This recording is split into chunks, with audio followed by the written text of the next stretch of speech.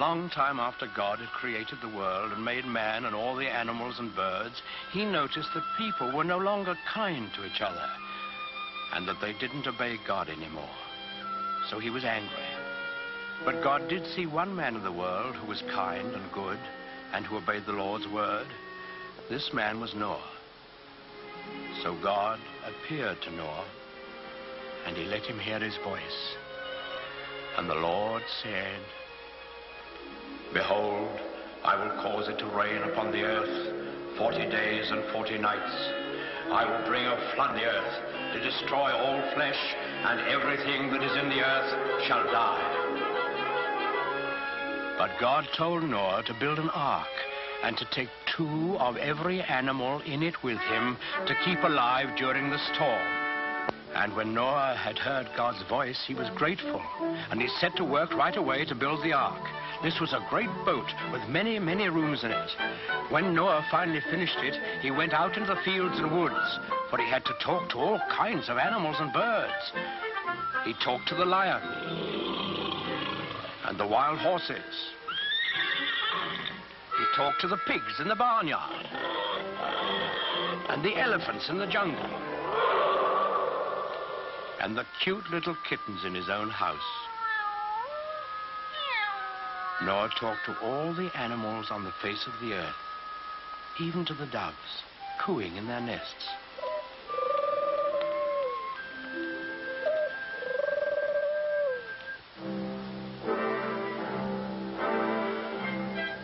And Noah picked a mother and a father of each kind of animal and bird, and he told them to come to the ark.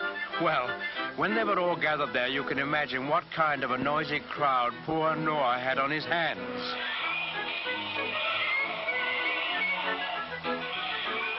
What with lions roaring and pigs squealing and monkeys chattering and hyenas laughing, well, it must have been noisier than a crowd of children on the annual Sunday school excursion. But Noah was wise and gentle, and he understood about animals, so he got them lined up in a long row, 2 by 2, and then he started them up and into the ark through the big door in the side. The bees were the last to go in,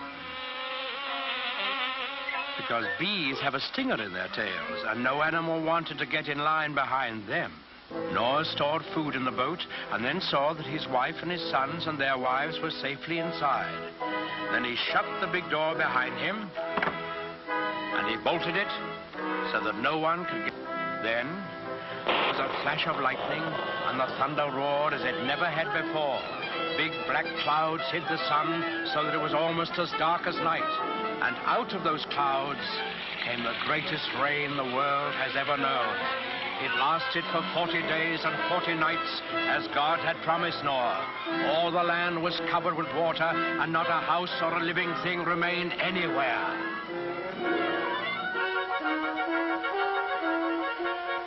But Noah's ark floated on the surface of the waters, and he and his family and the animals who were in the ark with them were saved. On the 40th day, the rain stopped and the sun came out. The waters that had covered the earth began to flow back into the oceans and the rivers, and the ark came to rest on the peak of a mountain. But Noah wasn't quite sure that there was enough dry land for all his animals to live on. So he took one of the doves and let it fly out of the window. In a little while, it came back, and in its beak, the dove carried the branch of an olive tree. Noah knew that this must be a sign from God that he had restored quiet and peace to the world. So he opened the door of the ark, and he and his family and all the animals came out on the dry land, and they praised God and thanked him. Then the Lord appeared again to Noah. He promised him that he would never again send a flood to destroy the earth. And he sealed that promise with a beautiful symbol, which he set in the sky for all of us to see.